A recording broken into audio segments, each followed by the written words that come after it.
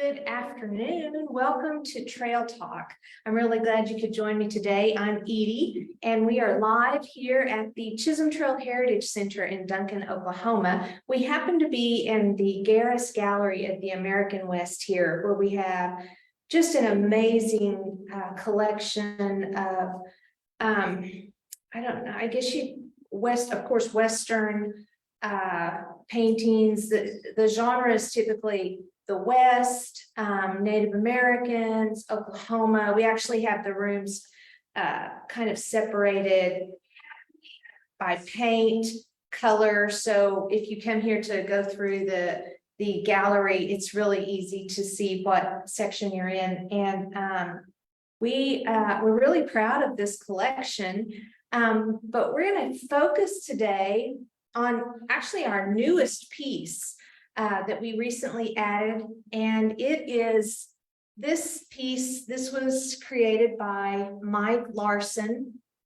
He's an Oklahoma artist, friend of the Heritage Center, friend of mine, and we loved this piece so much. We were thrilled when it was purchased for the gallery. It's historical, it's interesting, and it's Mike Larson. I mean, if you're familiar with his paintings, you can definitely see his style in this creation. So I'm just going to tell you a little bit about this painting and kind of what inspired Mike to paint this. He did a word study of sorts about Choctaw code talkers, and pulled phrases that corresponded with that: code within a code, indispensable warriors, breaking the Hindenburg line, Choctaw citizen soldiers, World War I. And from that, all of that, he wrote the United States, or this is information about the painting. The U.S. had entered World War I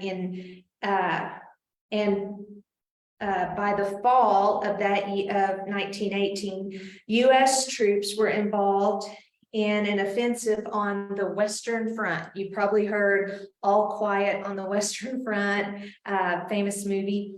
Success was not assured. The U.S. realized their phone lines were being tapped by the Germans, and their codes were continually being broken, which meant the Germans were always waiting essentially for them when they would approach in an attempt to attack or catch the enemy off guard. The solution came accidentally when an officer in the 142nd Infantry Regiment overheard two Choctaw soldiers speaking in their native tongue. That inspired what became known as the Choctaw Code Talkers, and it essentially this happened in October of 1918, and the armistice was signed November the 11th of 1918. So within just a few short weeks, a war that had lasted for over 4 years came to an end because of how these code talkers were able to essentially transmit information back and forth to each other, leaving the enemy completely puzzled by what they were saying. And so Mike, in this painting, not only brings us face to face with these code talkers. There were code talkers in World War II as well, but these Choctaw code talkers are the ones that we are using in this talk today, and they're the focal point of this exhibit. But you can see where Mike also pulls in the Native American heritage of the Mississippian tribes, and kind of pulls all of that together in this work of art. Well, once this was purchased for the gallery, we knew that a full-on exhibit is what needed to follow, so that we could marry the present day work of art with the actual history of these Choctaw Code Talkers, and just create something unique and visually pleasing and historically accurate. And I think that you'll see whenever we finish this trail talk today what exactly I'm talking about. So a couple of months back, I took a little trip over to Sulphur, where the Artesian Hotel, the Chickasaw Cultural Center, all of that is. And I went into an art store where I met the manager of the store, and believe it or not, Mike and Martha Larson's daughter had a small exhibit of her art there. And so the manager pointed that out to me, and I was able to take pictures and send Mike and Martha. Of course, they'd already seen it and everything, but that was kind of a fun little thing. But they had a few books for sale in this little art gallery / shop. And one of them was this book. It's called A Nampa Warrior by Sarah Elizabeth Sawyer. And this is about the Choctaw Code Talkers of World War I. And I became very interested in as soon as I saw the title. So I bought this. It's a great work of historical fiction. And she is able to take the protagonist. His name is Bertram Robert Dunn. His family and friends call him BB. Anyway, it's his story, but he is a fictional character, but his friends are these code talkers. And so we find out how they meet each other, how they a lot of them know each other from attending an Indian school that was called the Armstrong Academy, and how these friendships essentially were able to carry through all the way into the battle assignments and the code talking of World War I. Mary is here. I made it. Yay, I got the phone. Yeah. So I was just telling the viewers about Mike's painting and kind of his ideas, where he got that information, and then about this book that I had read. And so BB Dunn, Bertram Robert Dunn, we experience his life and all of the things that happened. So just a little tidbit. Just a little tip. So at these Indian schools, where we're talking in the before statehood, okay, because the World War I started in 1914 and Oklahoma became a state in 1907. So when these code talkers were children, late 1800s, early 1900s, leading up to statehood, of course, those were the days where the Bureau of Indian Affairs and U.S. government was highly involved in the lives of the Native Americans who were living in Indian Territory, Oklahoma Territory. This would have probably been after the first land run. Yes. You know, yeah, 1889 was the first land run. So this would have happened after that. A lot of these young men were born just around that time. And they were attending these schools, and at those schools, It was male, female. right? There's a male school, Yes. female school. Yes, There. and at the Armstrong Academy, according to this historical fictional book, Bertram was forbidden, as were all of the students there, from speaking their native tongue. And sometimes in their homes, which these were boarding schools, so they were sent Separated from their away. parents. Yeah, their parents sometimes allowed them to speak their language at home, but sometimes the parents even Went to maybe they had resigned themselves to that. It was just inevitable that this was going to end. And not to bring more fiction into it, but watched the 1923 series. And Uh-huh. so if you. did I you have watch not that? seen that. It digs into this Native American schools. Uh-huh. And how much of it is fiction and how much is not, I don't know. I'm not gonna get into all that. But Right, in particular, that it follows a Native American female, and she was not allowed to speak her native tongue at this school. mhm. In fact, was severely punished. Right, for yeah, it. that happens in the beginning of Mhm. this, when Bertram is a boy. And, anyway, so. The facts, just skipping forward to get straight to the fact that speaking their native language turned around, Mhm. that was the thing that ended the war. Right.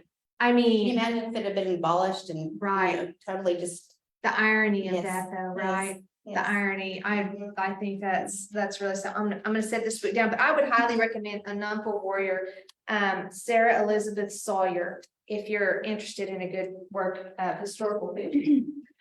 Okay, so these men have often been referred to, of course, Choctaw code talkers, the code talkers of World War I. Mhm. We've heard that. Telephone warrior is another term. So if you hear that, it's referring to the same group of men. These men were actually all Oklahomans. They were trained at Fort Sill and or Fort Bowie in Bowie, Texas.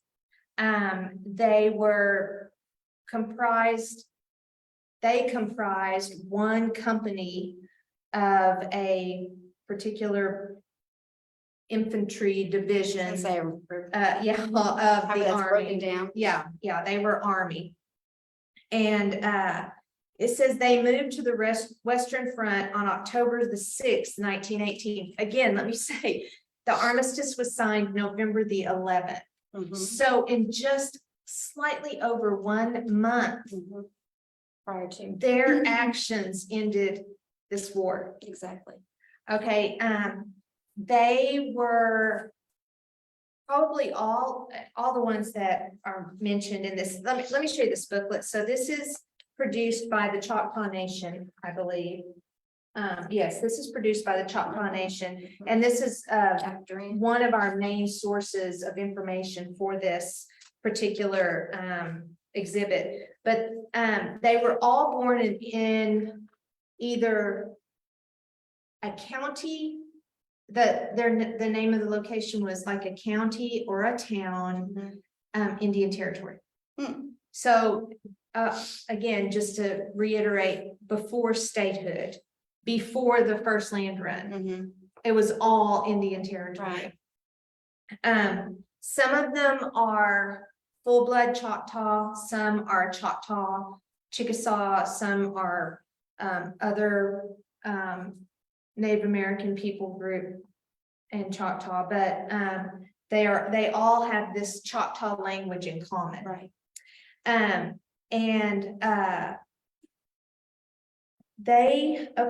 So the US became aware of the fact that the Germans were listening in on their communications.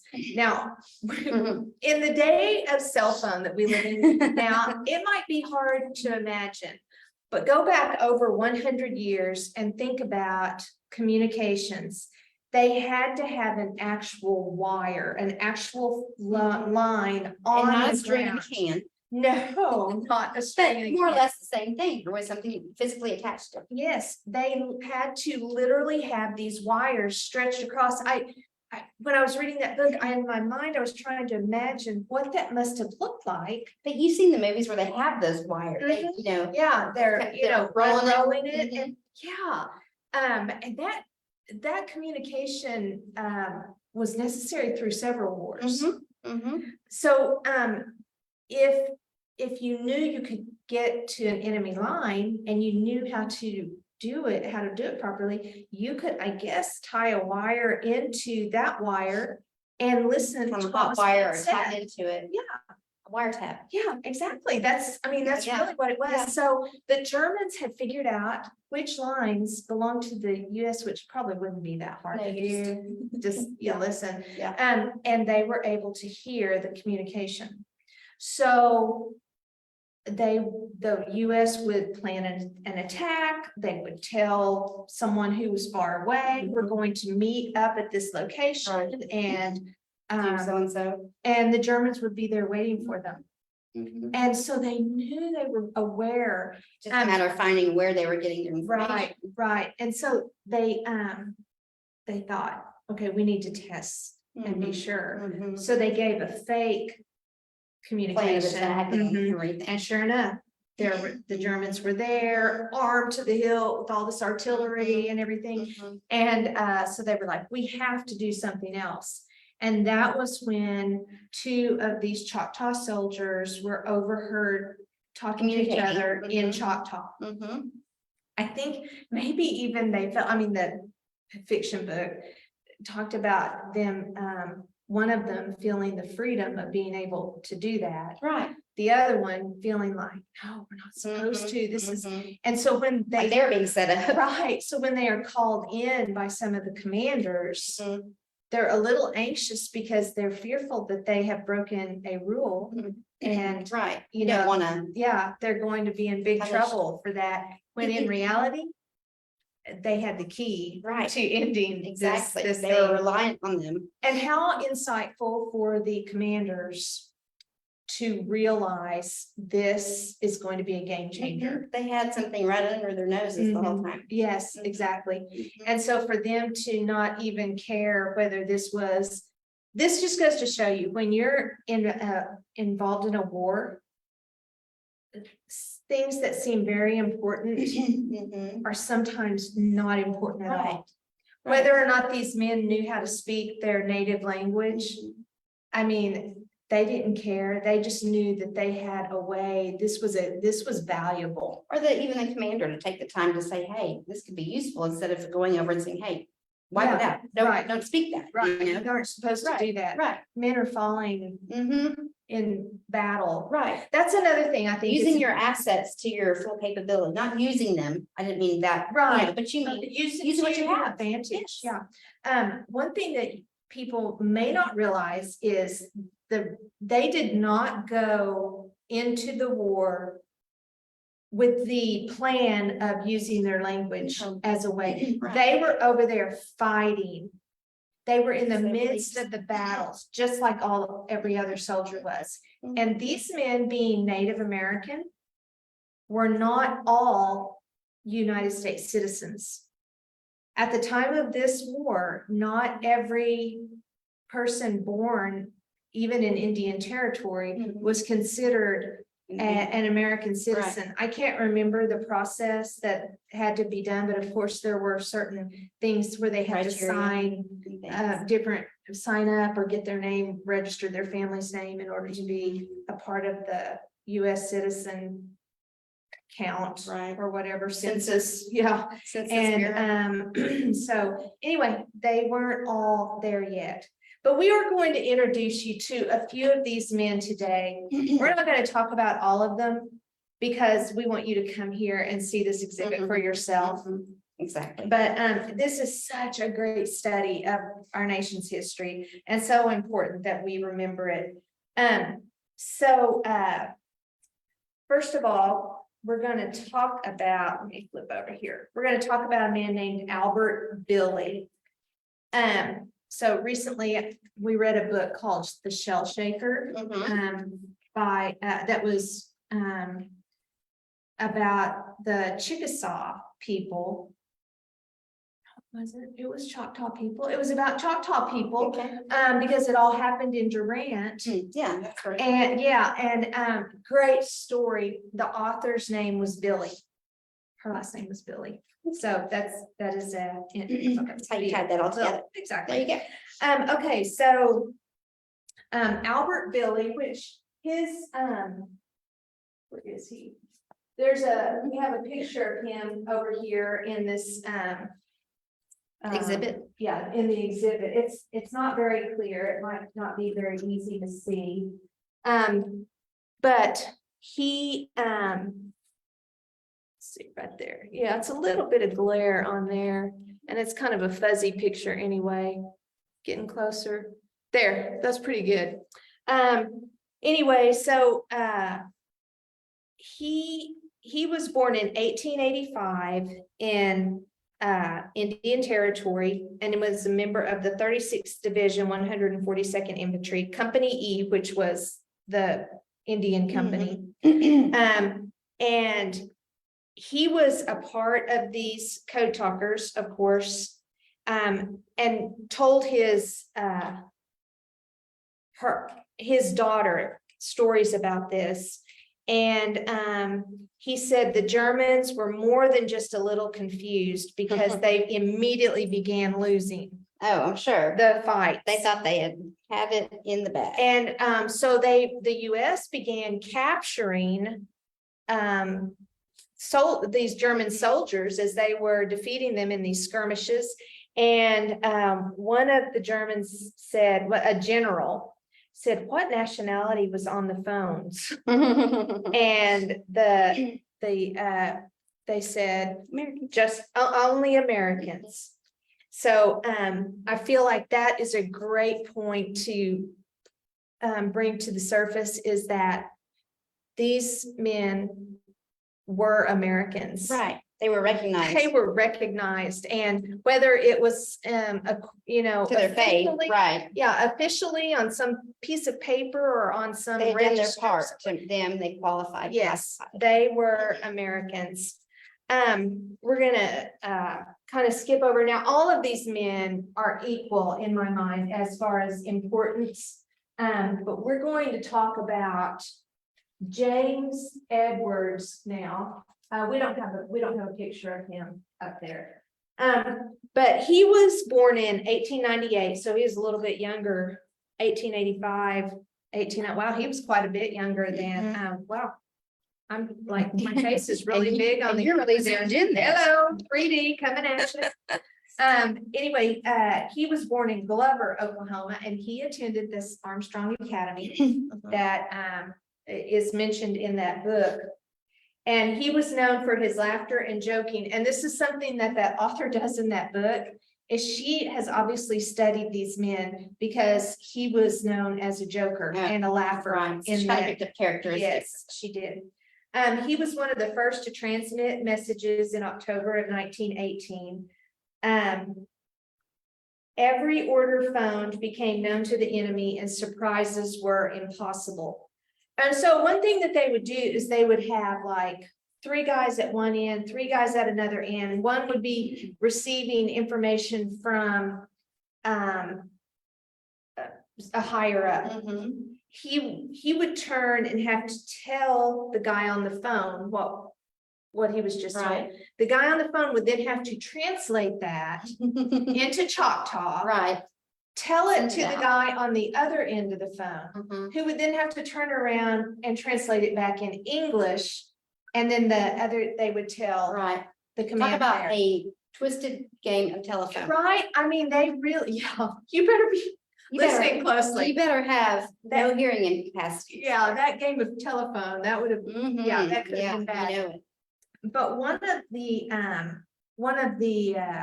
they called it a code within a code. And here's the deal. In the Choctaw language, they didn't have words for some of the things That was that being- were were being in, said. right? So like, for instance, the Choctaws never had firearms or guns that would shoot multiple Mhm. rounds. Mhm. So they didn't have a word for machine gun. Right. There was no such word in the Choctaw language. Now think about this. And you have to come up with it. Yes, Like this. yeah, and so they had, let's see on the back Yeah, of this, got it. I think they've got the whole list of, How they would do it. yeah, how they came up with their words. So like the first Machine battalion, gun was yeah, little gun shoot fast. little gun shoot fast.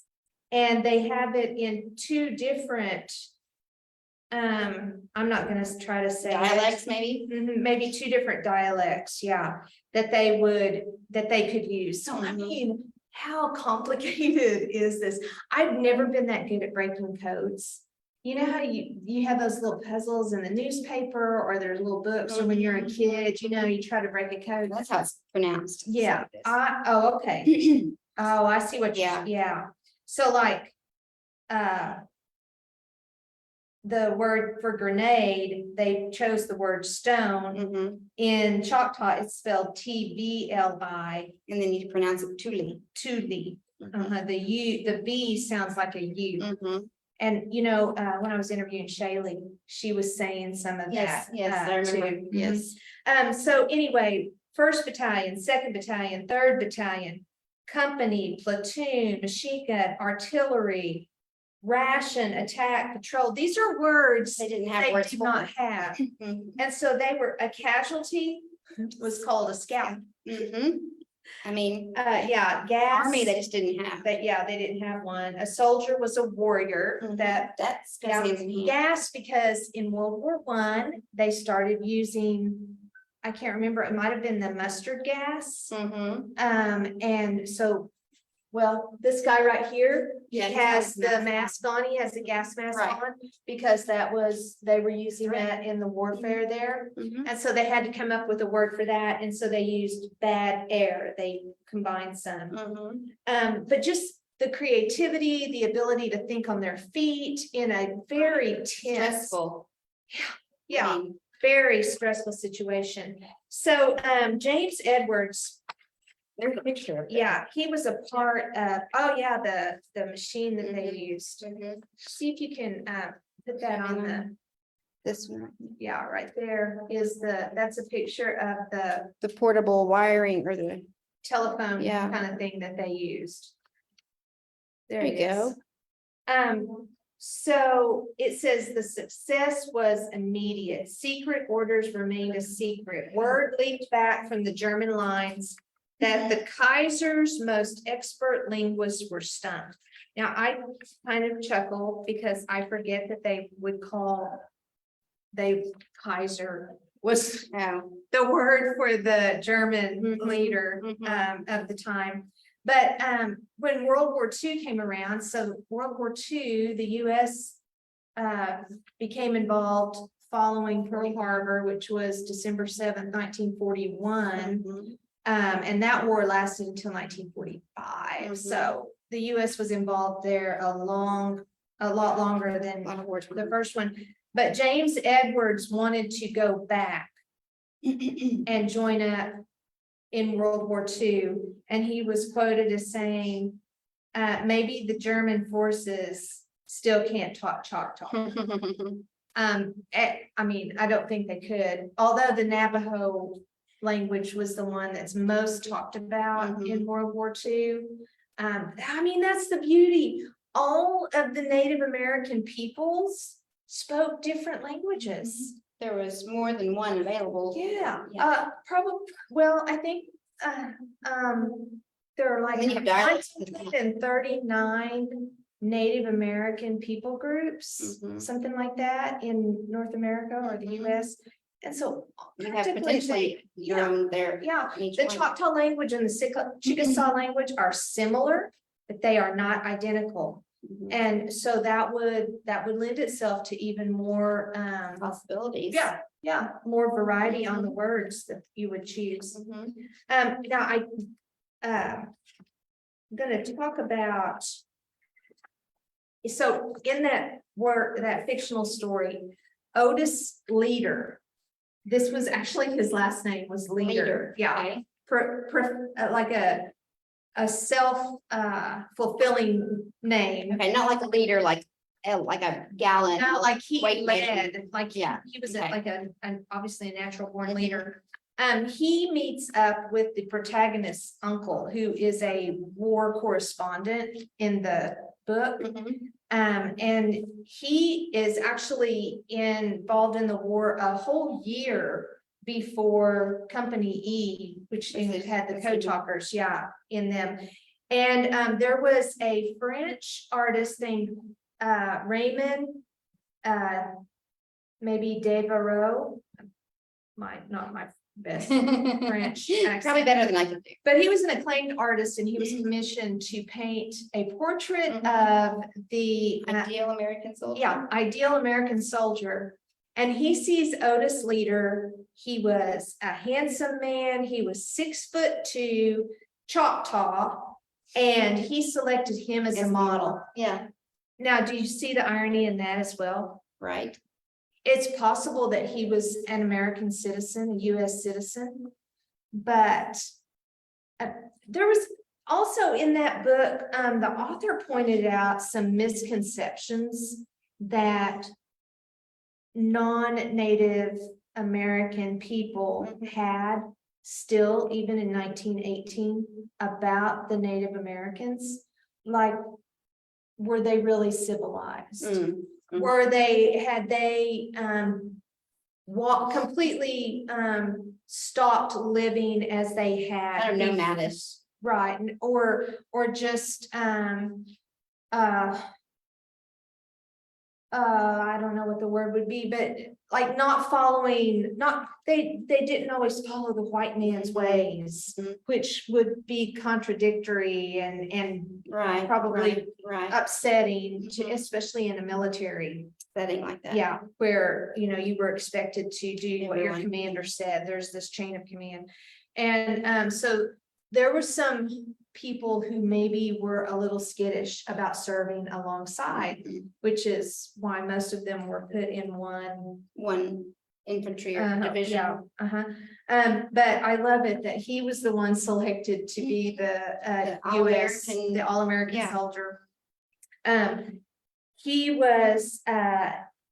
was called one of the war's greatest fighting machines by General Pershing. That name might ring a bell.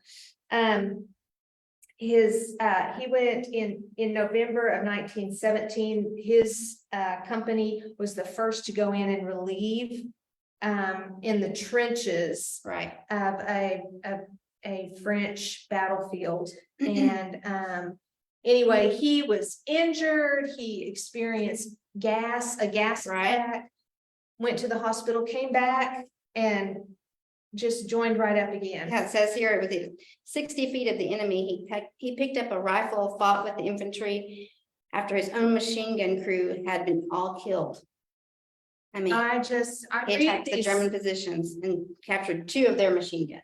those stories of that kind of bravery are just so amazing to me. Some of them too probably didn't have anything to lose. Well, yeah, know. everyone else was, Mhm. I honestly, sometimes I don't know what keeps someone there fighting as opposed to running and trying to get away. but, Right. Thank goodness for the Right, man exactly, who stayed there and exactly. fought. Another man named Solomon Lewis was born in Hochatown, Eagle County, which is no longer a And I was county, gonna say that's no longer. in the Choctaw Nation in Indian Territory. He was actually underage Mm. and told them that he was old enough. He's to actually sign up. credited with being the leader of the Code Talkers. Yeah, he was very young, but just a natural born leader, Mhm. wanted to go fight. And so he was there and they sailed for France on July the 11th. And they didn't actually get to the place they were heading until October.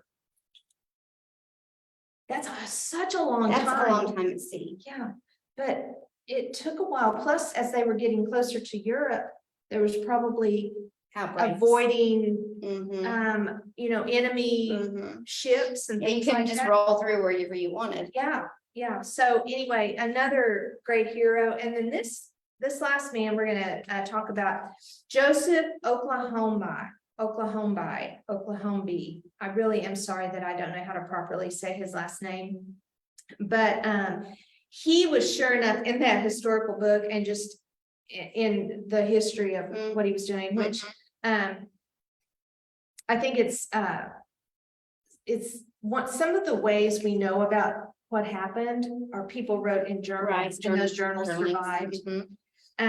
But he was Oh, man. he captured more men, 171. 171 Germans in the 3 days time. And there's the movie Sergeant York is about another man who was a brave soldier, and he captured 132. Close. So, yeah, so the Choctaw Warrior outdid him by quite a bit. He signed his name so he could write. He was probably, I don't know for sure if he attended one of those schools or not. Right. But when he came back to Oklahoma, he never left. He loved the woods, he loved the river, he loved The Oklahoma. landscape and Mhm, everything. and it was absolutely home to him. So, yeah, he was there about 5 weeks before the armistice was signed, which was kind of what we were saying earlier. Mhm. They were there for just over a month. And he did so many things. He He and had another Germans for 23 4 men. days. Yeah, he came across a gun replacement with about 40 trench mortars. And he opened, let's see, he moved about 200 yards over open ground against artillery and machine gun fire. Mhm. Rushed the machine gun nest and captured one of the guns, then turned them on the enemies. So that means he was just shots raining Yeah. down all around Like him. rain. Yeah, and he received many honors, of course. And then I said this, he was the last one, but actually Walter Beach, he was now, this is interesting to me. So he was a sergeant. And Older picture. yeah, he was older, he was a commander. He became the one in charge of Company E. Mhm. But I think this is something that is of Oh, interest. He put down the Crazy Snake Uprising near Henrietta in the Creek Nation, and later was detailed to patrol the border between the US and Mexico. His company had a significant hand in stopping Pancho Villa's invasion of Texas. Mhm. So just to remind everyone, World War I was not the first time Native Americans served in the defense of our country. Right. Yeah. This was happening, has Mhm. happened since the beginning of the Revolutionary War. The first time, well, sometimes Native Americans will say since contact with European settlers. Right. The Revolutionary War, we're going to talk about this more in the next week or two. There were Native Americans who fought for the British Both and sides. who fought for the Yes. revolutionaries, Yes. depending on how they viewed what could be the best outcome for them. For them. Anyway,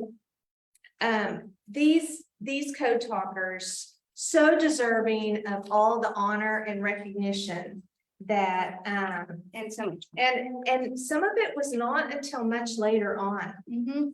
There was a gap of time between what they did Done in their recognition. and their recognition. Mhm. The US had to sort through probably regulations, feelings, I don't know, just tribal agreements. I mean, who knows what all was involved, a typical red tape situation Right, probably. Right.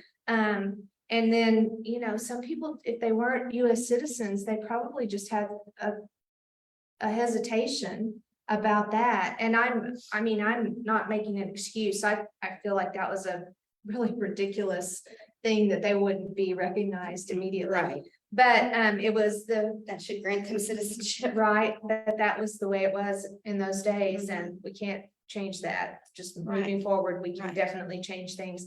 But anyway, please come to the Chisholm Trail Heritage Center. Please come and visit our gallery and spend a moment reflecting on the historical significance of our Choctaw Code Talkers exhibit here. Diversity on the Chisholm Trail is really an important